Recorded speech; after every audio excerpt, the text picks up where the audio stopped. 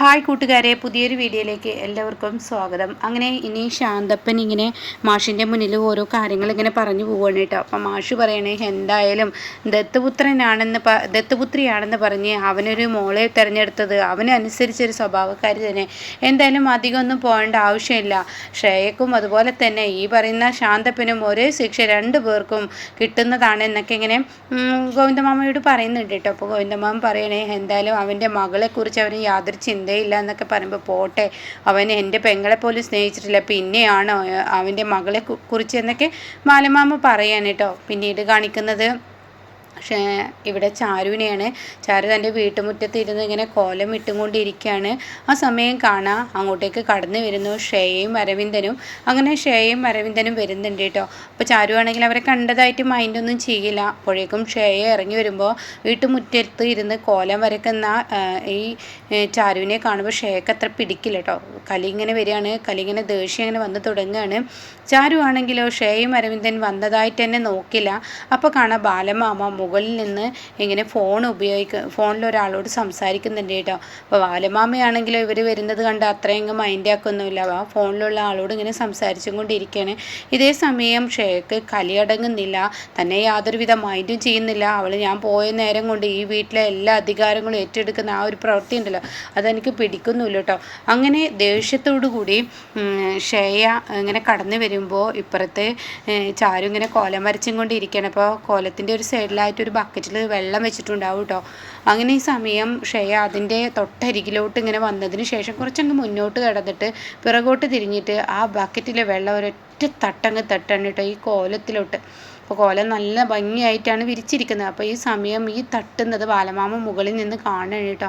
അപ്പോഴേക്കും വേഗം ഷേയോ എൻ്റെ കാല് പോയേ, ബക്കറ്റിൽ തട്ടി എൻ്റെ കാല് പോയേ, എന്താടി നീ കാണിച്ചു വെച്ചിരിക്കുന്നത്, നീ ഇവിടെ ബക്കറ്റ് കൊടുന്ന് വെച്ചത് കൊണ്ടല്ലേ എൻ്റെ കാല് പോയേ എന്നൊക്കെ പറഞ്ഞ് ചാരുവിനോട് ചൂടാവുകയാണ്. അപ്പോഴേക്കും അരവിന്ദൻ ഓടി വരികയാണ്. ഇവള് ഈ വീട്ടിൽ വന്ന് കയറിയ മുതൽ മറ്റുള്ളവർക്ക് ഇങ്ങനെ ബുദ്ധിമുട്ടുണ്ടാക്കുക എന്നല്ലാതെ യാതൊരുവിധ ഗുണവും ഇവളെക്കൊണ്ടില്ല. എന്തൊരു കഷ്ടമാണ്, എന്തൊരു സ്വഭാവമാണ് നിൻ്റേത്, നീ എന്താ എന്നും ഇങ്ങനെ ആയി പോകുന്നത്, മറ്റുള്ളവരെ ബുദ്ധിമുട്ടിക്കുന്നത് എന്തിനാ? അപ്പോൾ ഇതേ സമയം ചാരു പറയാണ്, ഞാനിവിടെ കോലം വരയ്ക്കാണ്, കോലത്തിന് വേണ്ടിയിട്ടുള്ള വെള്ളം ഞാനിവിടെ കൊണ്ടുവന്ന് വെച്ചിരുന്നു, അതൊരു ബക്കറ്റിലായിരുന്നു, പക്ഷേ അത് മനഃപൂർവ്വം ആരെയും വേദനിപ്പിക്കാനല്ല. അപ്പോഴേക്കും ഷേ പറയണേ, ഞാൻ വരുന്നത് കണ്ട് നീ ബക്കറ്റിൽ വെള്ളം വെച്ച് തന്നെയാണ്. അപ്പോൾ ചാരു പറയണേ, ഞാൻ ആരെയും വേദനിപ്പിക്കാനല്ലെന്ന് പറഞ്ഞു. ബക്കറ്റിൽ വെള്ളം അവിടെ ഇരിക്കുന്നത് കാണാനുള്ള ആ കഴിവ് കണ്ണില്ലാത്തത് കൊണ്ടാണ്. അതുകൊണ്ട് കണ്ണില്ലാതെ ഇങ്ങനെ നടന്നു കഴിഞ്ഞാൽ ബക്കറ്റിലെ വെള്ളത്തിൽ തട്ടിയിട്ട് അങ്ങ് പോകും, എൻ്റെ കോലം അങ്ങ് നാശാക്കാൻ മനഃപൂർവ്വം ഇത് ചെയ്തതാണെന്ന് ഞാനങ്ങ് പറഞ്ഞു കഴിഞ്ഞാൽ അതിന് എന്തെങ്കിലും മറുപടി പറയാൻ എനിക്ക് കഴിയുമെന്ന് ചോദിക്കാൻ കേട്ടോ.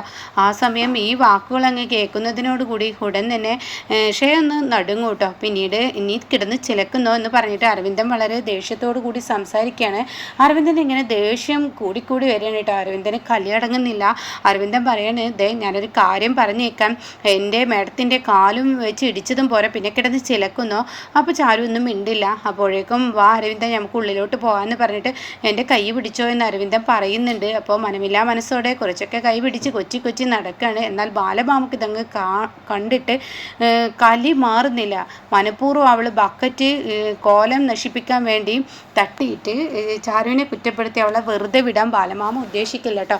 അങ്ങനെ ബാലമാമ ദേഷ്യത്തോടു കൂടി ഷേയുടെ അരികിലോട്ട് താഴെ ഇറങ്ങി വരികയാണ്. ഇതേ സമയമാണെങ്കിലോ ഇപ്പുറത്ത് ഇങ്ങനെ ബാലമാമ വരുന്നത് ഇവർ ശ്രദ്ധിക്കുന്നില്ല. ഷേയുടെ കൈ ഇങ്ങനെ പിടിച്ച് അരവിന്ദൻ ഇങ്ങനെ കൊണ്ടുപോകുമ്പോൾ ഷേയ അയ്യോ എൻ്റെ കാല് വലിക്കുന്നേ എന്നൊക്കെ പറഞ്ഞ് കൊച്ചി ഇങ്ങനെ വരുന്ന സമയത്ത് അവിടെ തന്നെ ബാലമാമയെ കാണാൻ കേട്ടോ അരവിന്ദൻ. അപ്പോൾ അരവിന്ദൻ പറയണം, നമ്മളെ ക്ഷണിക്കാനോ വിരുന്നിന് ക്ഷണിക്കാനോ നല്ലൊരു ലെവൽ ചെയ്യാൻ ആർക്കും തന്നെ കഴിയില്ല. എന്നാൽ മാമനായ ശാന്തപ്പ മാമനും അതുപോലെ തന്നെ കുഞ്ഞുമോളും അത് ചെയ്തപ്പോൾ മറ്റുള്ളവർക്കിടെ ദഹിക്കുന്നില്ല, അതിന് ഓരോന്ന് കാട്ടിക്കൂട്ടുകയാണ് എന്നൊക്കെ ഇങ്ങനെ പറയുകയാണ് കേട്ടോ. ബാലമാമയെ നോക്കിയാണ് അരവിന്ദൻ പറയുന്നത്. അപ്പോഴേക്കും മാർക്കാടാ ഇവിടെ ആര് ക്ഷണിച്ചാലും ആര് വന്നാലും എവിടെ വിരുന്നിന് പോലെ ഞങ്ങളെ സംബന്ധിച്ച് ഞങ്ങൾക്കതൊരു പ്രശ്നമേ അല്ല. നിങ്ങളെപ്പോലെയുള്ളവരെ എവിടെ വിരുന്നിന് പോയാലും എന്ത് ചെയ്താലും ഞങ്ങളെ സംബന്ധിച്ച് ഒരു പ്രശ്നമില്ല. അപ്പോഴേക്കും അരവിന്ദൻ പറയണേ, എൻ്റെ ഭാര്യയുടെ കാല് വേദനിച്ച് വരുമ്പോൾ വെറുതെ ഞങ്ങളോട് വഴക്കിടാൻ വരണ്ട എന്നിങ്ങനെ ബാലമാമയോട് പറയണം. ആ സമയം നിൻ്റെ ഭാര്യയുടെ കാല് വേദനിച്ച് അതോ മനഃപൂർവ്വം മറ്റുള്ളവരെ വേദനിപ്പിക്കാൻ വേണ്ടി നിൻ്റെ ഭാര്യ ഓരോന്ന് കാട്ടിക്കൂട്ടിയതാണ്. അത് കേൾക്കുന്ന ശ്രേയൊന്ന് നടുങ്ങി. ഇതേ സമയം ചാരുവാണെങ്കിൽ പിറകെ വരികയാണ്. ബാലമാമ മിണ്ടാതിരിക്കും, നീ മിണ്ടാതിരിക്കും ചാരു, പറയേണ്ട സമയത്ത് മുഖത്ത് നോക്കി പറയണം. അപ്പോഴേക്കും അരവിന്ദൻ പറയണേ, എൻ്റെ ഭാര്യയുടെ കാല് പോയതും പോരാ, ഇവള് കാരണം, ഈ പുടവക്കാരി കാരണം എന്നും ഇവിടെ പ്രശ്നങ്ങളാണ്. അത് കേട്ട ഉടൻ തന്നെ ഈ പുടവക്കാരി കാരണമല്ല, ഈ നിൽക്കുന്ന നിൻ്റെ ചീഫ് എഞ്ചിനീയർ ആയി നിൽക്കുന്ന ഈ മേഡം ഉണ്ടല്ലോ, അവർ കാരണമാണ് ഈ വീട്ടിൽ പ്രശ്നം ഉണ്ടാവുന്നത്. ചാരു കോലം വരച്ചത് കണ്ടിട്ട് ഇവൾക്ക് കണ്ണിൽ പിടിക്കാതെ ഇവൾ മനഃപൂർവ്വം ചാരുവിനെ വേദനിപ്പിക്കാനായി അവിടെ ഇരിക്കുന്ന വെള്ളം കാല് കൊണ്ട് ഒരൊറ്റ തട്ടങ്ങ് ആ ബക്കറ്റ് തട്ടിയതിന് ശേഷം ഇവൾ കാല് ചെന്ന് ഇടിച്ചു എന്ന് പറഞ്ഞ് നുണ പറഞ്ഞുണ്ടാക്കിയത് ഞാൻ കണ്ടില്ലെന്നാ ഇതാണ് പറയുന്നത്. ദൈവം എന്ന ഒരാളുണ്ടെന്ന്, അത് മുകളിലിരുന്ന് എല്ലാം കാണുന്നുണ്ടെന്ന്. അതുപോലെയാണ് ഞാൻ ഇന്ന് മുകളിൽ നിന്ന് കണ്ടത്. എന്താ ചീഫ് എഞ്ചിനീയറെ, നിങ്ങൾക്ക് ഈ വാക്ക് തിരുത്തണമെന്നുണ്ടോ എന്ന് ചോദിക്കാൻ കേട്ടോ. ആ സമയം ഈ വാക്കങ്ങ് കേട്ട ഉടൻ തന്നെ ഈശ്വര എന്ന ഭയത്തിലിങ്ങനെ അവിടെ ശ്രേയ ഇങ്ങനെ നിൽക്കുകയാണ് കേട്ടോ. അപ്പോഴേക്കും ശ്രേയയുടെ കാലുവേദനയൊക്കെ അങ്ങ് മാറി, ആ അഭിനയൊക്കെ അങ്ങ് മറന്നുപോയി. ശ്രേയ ദേഷ്യത്തോടു കൂടി അവിടെ നിന്നും പോകുമ്പോഴേക്കും ബാലമാമ പറയണേ, ചാരു ഇവിടെ നിൽക്കണ്ട, നമുക്കങ്ങ് പോവാമെന്ന് പറയട്ടെ. അപ്പോൾ ചാരു അവിടെ തന്നെ നിൽക്കുന്നുണ്ട്. ബാലമാമ അങ്ങ് പോവുകയും ചെയ്യുകയാണ്. എന്നാൽ ശ്രേയ ആണെങ്കിൽ ദേഷ്യത്തോടു കൂടി നടന്നു പോകുമ്പോൾ ഇവിടെ തന്നെ അരവിന്ദൻ ചിന്തിക്കുകയാണ്, ഇവളുടെ കാലുവേദന മാറിയോ, ഈശ്വര ഇതിപ്പോൾ എന്താ ഇങ്ങനെ എന്ന് അരവിന്ദൻ ചിന്തിക്കുന്നുണ്ട് കേട്ടോ. ആ സമയം ചാരു പറയാണ്, നീ കല്യാണം കഴിച്ചു കൊണ്ടുവന്ന നിൻ്റെ ചീഫ് എഞ്ചിനീയർ മാഡം ഉണ്ടല്ലോ, അവർ നിനക്ക് എന്ന് ഓരോ പ്രശ്നങ്ങൾ ഉണ്ടാക്കി തന്നെയാണ്. അപ്പോഴേക്കും എന്തായാലും മാഡത്തിനെ ആശ്വസിപ്പിക്കാൻ ചെന്നേക്ക്, ഞാനിങ്ങ് പോവുകയാണ്, മേഡത്തിന് പോയി ആശ്വസിപ്പിച്ചോ. അത് കേട്ട ഉടനെ ഇവളെന്താ കുത്തും കൊണ്ട് പറയുന്നേ, ഇപ്പോൾ മേഡത്തിൻ്റെ മുന്നിലോട്ട് ഞാൻ പോയി കഴിഞ്ഞാൽ അവരെന്നെ കടിച്ചു തിന്നാണ് ചെയ്യുക. അവരുടെ ദേഷ്യം എന്തായാലും അത് അധികമായിരിക്കും. ഈശ്വര, വല്ലാത്തൊരു നടുക്കടലിൽപ്പെട്ട ജീവിതമായല്ലോ എൻ്റെ എന്ന് അരവിന്ദൻ ചിന്തിക്കുന്നുണ്ട് കേട്ടോ. അങ്ങനെ അരവിന്ദനാണെങ്കിലും അങ്ങോട്ട് പോവില്ല. ഹാളിൽ ഇങ്ങനെ ഇരിക്കുന്ന സമയത്ത് ഹേമയും മകളും കൂടി വരികയാണ്. അപ്പോൾ ആ സമയം ഹേമ, ആഹാ മോനെ നീ എത്തിയോ, ഇതുവരെ വന്നത് എന്താ പറയാഞ്ഞത്, നീ ശാന്തപ്പൻ്റെ വീട്ടിൽ നിന്ന് വന്നത് അറിയിക്കാഞ്ഞതെന്തേ, അപ്പം മിണ്ടാതിരിക്കുന്നുണ്ടോ, അല്ല ശ്രേയ എവിടെ?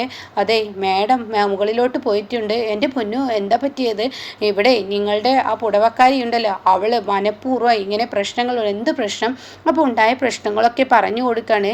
ഇതേ സമയം ഇനി നീ ചെല്ലടാ, അവളെ ആശ്വസിപ്പിക്കുമോ, ഇപ്പോൾ മേഡത്തിൻ്റെ മുന്നിലോട്ട് ഞാൻ പോയി കഴിഞ്ഞാൽ എന്നെ കടിച്ചു കീറുകയായി ചെയ്യുക, അതുകൊണ്ട് അമ്മയും ഈ നിൽക്കുന്ന എൻ്റെ പെങ്ങളും കൂടി ചെന്ന് ആശ്വസിപ്പിക്കുക എന്ന് പറയണേ.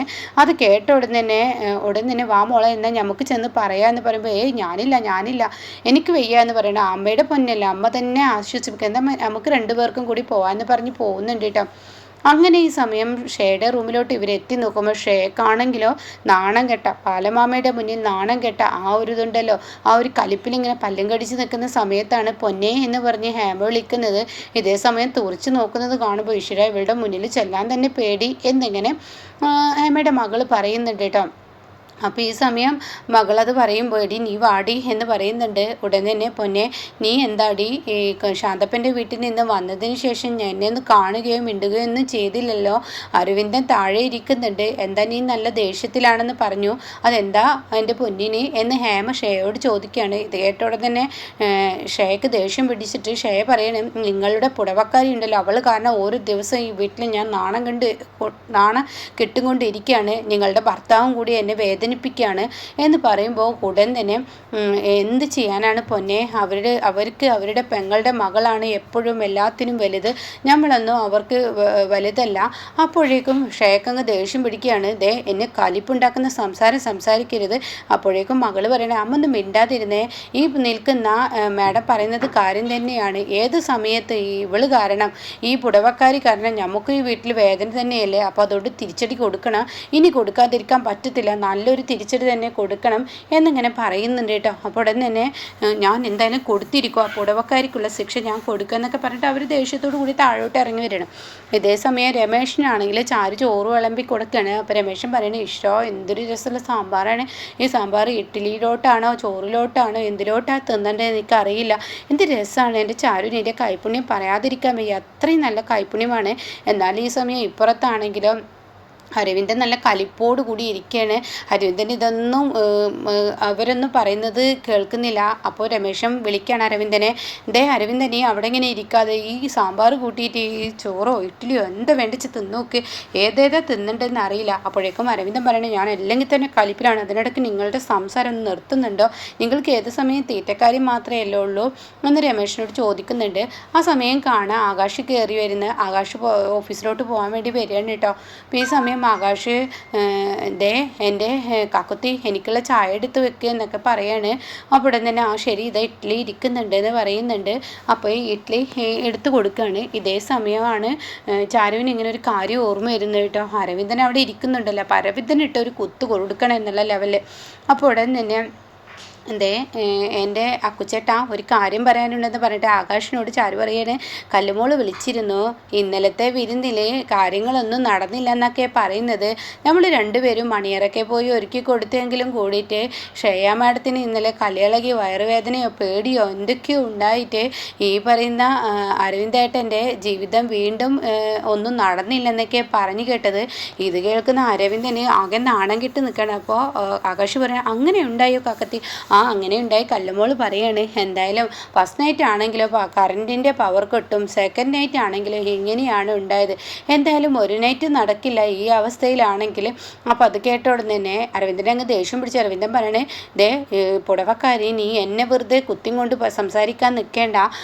അയ്യോ എൻ്റെ അരവിന്ദേട്ടനെ കുത്തിയതല്ല. അപ്പോഴേക്കും ഹേമയും ചന്ദ്രയും കൂടെ അങ്ങോട്ടേക്ക് എത്തണിട്ട് എന്താ ഇവിടുത്തെ പ്രശ്നം എന്ന് ചോദിക്കുകയാണ്. ഇവളെ എന്നെ കളിയാക്കി ഇങ്ങനെയൊക്കെ സംസാരിക്കുകയാണ്, ഇന്നലെ രാത്രി അവിടെ ഉണ്ടായതിനെയൊക്കെ പറഞ്ഞ് ഇവൾ കളിയാക്കുകയാണ്. അപ്പോൾ ഈ സമയം ഉടൻ തന്നെ ചരുവരുടെ ഞാൻ ആരെയും കളിയാക്കിയതല്ല, ഞാൻ ഈ നിൽക്കുന്ന അരവിന്ദേട്ടന് ഒരു കാര്യം ഓർമ്മിപ്പിച്ച് കൊടുത്തതാണ്. നാട്ടുകാരെല്ലാം പറയുന്നുണ്ട് ഈ വീട്ടിലെ മൂത്തപുത്രൻ അരവിന്ദേട്ടനാണല്ലോ. അപ്പോൾ കല്യാണം കഴിഞ്ഞ് ഞങ്ങളുടെ ആദ്യം കഴിഞ്ഞതെങ്കിലും കൂടിയിട്ട് മൂത്തതായിട്ട് ഈ നിൽക്കുന്ന അരവിന്ദേട്ടനാണല്ലോ. അപ്പോൾ അരവിന്ദേട്ടന് ഉണ്ടാവാതെ ഞങ്ങൾക്കൊരു കുഞ്ഞുങ്ങൾ ഉണ്ടാവുക എന്ന് പറയുന്നത് അതൊരു ഇതല്ലല്ലോ. അപ്പോൾ ആളുകൾ അത് പിന്നെ ചോദ്യം ചെയ്യും. ഇത്രയും നാൾ അരവിന്ദേട്ടൻ എന്താ കല്യാണം കഴിക്കാൻ എന്നായിരുന്നു ചോദ്യം. ഇപ്പം അത് മാറി ഇനിയിപ്പോൾ ഈ ചോദ്യമായിരിക്കും. അതുകൊണ്ട് ഞങ്ങൾ അരവിന്ദേട്ടന് വേണ്ടി വെയിറ്റ് ചെയ്യുകയാണ്, ഞങ്ങൾക്കൊരു കുഞ്ഞുകാല് പിറക്കാൻ എന്നൊക്കെ ഇങ്ങനെ പറയുകയാണ്. ഈ സമയം ഉടൻ തന്നെ ഹേമ പറയണേ, മതിയടി നിൻ്റെ കളിയാക്കുന്ന സംസാരം. അയ്യോ എൻ്റെ ആൻറ്റി, എൻ്റെ അമ്മായി, ഞാൻ ഒരിക്കലും കളിയാക്കിയതല്ല, ഞാനൊരു കാര്യം പറഞ്ഞതാണ്. അത് കേട്ട ഉടൻ തന്നെ അരവിന്ദൻ പറയണേ, നീ എന്നെ കളിയാക്കിയത് തന്നെയാണ്. അപ്പോൾ ഉടൻ തന്നെ ആകാശ് പറയണേ, കളിയാക്കിയതാണ് തോന്നുന്നതെങ്കിൽ എന്താ കളിയാക്കിയതായിട്ട് പറഞ്ഞത്? നിങ്ങളുടെ ആദ്യ രാത്രി നടക്കുന്നില്ല, അത്രയല്ലോ, ഒരു ജീവിതം വേണ്ടേ?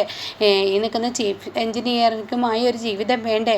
അത് ഇവർ തീരുമാനിച്ചോളൂ എന്ന് ഹേമ പറയാണ്. അത് കേട്ട ഉടൻ തന്നെ ചാരു പറയണേ, എന്നാൽ ഞാനൊന്ന് ചോദിച്ചോട്ടെ അരവിന്ദേട്ടനെ, ശ്രേയ മേഡത്തിൻ്റെ ഒന്ന് തൊടാൻ പോലുള്ള ധൈര്യമുണ്ടോ? ഒന്ന് തൊട്ട് നോക്ക്, അപ്പം അറിയാം അരവിന്ദേട്ടന് ഒരു ജീവിതം കിട്ടുമോ, എന്താ കിട്ടുക എന്നുള്ളത് അറിയാമെന്ന് പറയും കേട്ടോ. ഇതേ സമയം അരവിന്ദൻ അത് തോന്നണേ, ഇത് പറയുന്നത് സത്യമാണ്, എനിക്ക് തൊടാൻ കഴിയില്ല എന്നുള്ള ആ ഒരു ലെവലിൽ ഇങ്ങനെ നിൽക്കുന്നുണ്ട്. അപ്പോൾ ഉടൻ തന്നെ അരവിന്ദൻ പറയണം, എന്തായാലും ഇവൾ വന്നതിന് ശേഷമാണ് ഈ വീട്ടിലെ പ്രശ്നം. അപ്പോൾ ആകാശ് പറയണേ, അരവിന്ദ എൻ്റെ ഭാര്യയെക്കുറിച്ച് പറയണ്ട, എൻ്റെ ഭാര്യയും ഞാനും തമ്മിലൊരു പ്രശ്നവുമില്ല, ആര് വന്നതിലെ പ്രശ്നം എന്നുള്ള മനസ്സിലാവുന്നുണ്ട്. അപ്പോൾ ഇങ്ങനെ റൂമിലിങ്ങനെ ഇങ്ങനെ ഡ്രസ്സൊക്കെ മാറി പൊട്ടൊക്കെ തൊട്ടി ലിഫ്റ്റിക്കൊക്കെ ഇടുന്ന ഒരു രംഗം ഇങ്ങനെ കാണിക്കുന്നുണ്ട് കേട്ടോ. അപ്പോൾ ഇതിനിടയ്ക്ക് ഇവിടെ ഭയങ്കര സംസാരമാണ്. അങ്ങനെ ഈ സമയം ഞാൻ കാണിച്ചു തരാം, എനിക്ക് എൻ്റെ ഭാര്യയെ തൊടാനും എൻ്റെ ഭാര്യ അധികാരത്തോടു കൂടി എന്ത് ചെയ്യാനുള്ള ആ ഒരു ഇത് നിങ്ങളുടെ മുന്നിൽ തന്നെ ഞാൻ കാണിച്ചു തരാം എന്നിങ്ങനെ അരവിന്ദൻ പറയുമ്പോഴാട്ടോ ഇറങ്ങി വരുന്നത്. ആണെങ്കിൽ അരവിന്ദൻ അവിടെ ഇരിക്കുന്നത് മൈൻഡ് ചെയ്യാതെ പുറത്തോട്ട് പോകാൻ ഒരുങ്ങുമ്പോൾ ഇവിടെ ഹേമ വിളിക്കുകയാണ്, പൊന്നെ നീ എവിടോട്ടാണ് പോകുന്നത്? അത് കേട്ടോടെ തന്നെ എന്ത് ചോദ്യമാണ് എന്നോട് ചോദിക്കുന്നത്? എനിക്ക് ഓഫീസിലോട്ട് പോകണ്ടേ? അത് കേട്ടോടെ തന്നെ രമേശ്, ആഹാ കല്യാണം കഴിഞ്ഞ് 2 നാളാവുമ്പോഴേക്കും ഓഫീസിൽ പോകാൻ ഒരുക്കിയിരിക്കുന്നു, എന്താ ഇത്? അത് കേട്ട ആകാശ്, ഇത് ഇങ്ങനെയൊക്കെ തന്നെ വരത്തുള്ളൂ. അപ്പോൾ അത് കേട്ടോടെ തന്നെ ഇവിടെ ഹേമയുടെ മകൾ പറയാണ്, മാഡം ഇത് ചെയ്യുന്നത് ശരിയല്ല, വിവാഹം കഴിഞ്ഞ് 2 നാളല്ലേ ആയിട്ടുള്ളൂ, അപ്പോഴേക്കും ഓഫീസിൽ പോവുകയെ, അതൊന്നും ശരിയല്ല. നമുക്ക് നമ്മുടെ കൂട്ടുകുടുംബങ്ങളുണ്ട്, നമ്മുടെ അമ്പലങ്ങളുണ്ട്, കുടുംബക്ഷേത്രമുണ്ട്, അവിടേക്ക് പോകണ്ടേ? അവിടേക്ക് പോകേണ്ട അത്യാവശ്യമാണല്ലോ. അത് കേട്ടോടെ തന്നെ ഞാൻ ഈ നിൽക്കുന്ന ഈ വീട്ടിലുള്ള ഓരോരുത്തരും, അതായത് മീശയൊക്കെ നിരച്ച് അടിയൊക്കെ കുത്തുന്ന കാലത്തായിരിക്കും ഓരോരുത്തർക്ക് എൻ്റെ പോസ്റ്റിലോട്ടുള്ള ആ ഒരു ഇതൊക്കെ കിട്ടുക. എന്നാൽ നന്ന ചെറുപ്പത്തിൽ തന്നെ ഞാൻ ഇത്രയും വലിയൊരു പോസ്റ്റിലോട്ട് എത്തിയത് ഞാൻ എൻ്റെ അധ്വാനം കൊണ്ടാണ്, അല്ലാതെ നിങ്ങളുടെ മകനെ പോലെ ഒരു പണിയും ഇല്ലാതെ ഒരു കൂലിയും ഇല്ലാതെ വെറുതെ ഇരുന്നിട്ടല്ല എന്ന് പറയുമ്പോൾ അരവിന്ദൻ ആകെ ഞെട്ടിപ്പോവാണ്. ഇതേ സമയം ആകാശ് ഓരോ ദിവസം ഷേയുടെ സ്വഭാവം ഇവരെ അറിയട്ടെ എന്നുള്ള ലെവലിൽ നിൽക്കുമ്പോൾ ഹേമയും അതുപോലെ തന്നെ ചന്ദ്രയും മകളും രമേശനൊക്കെ ആകെ വാപ്പൊളിച്ച് നിൽക്കുകയാണ്. എന്നാൽ ഇത് തന്നെ സംഭവിക്കുന്നു എന്നുള്ളത് ചാരുവിനും അതുപോലെ തന്നെ ഈ പറയുന്ന ആകാശിനും അറിയാലോ.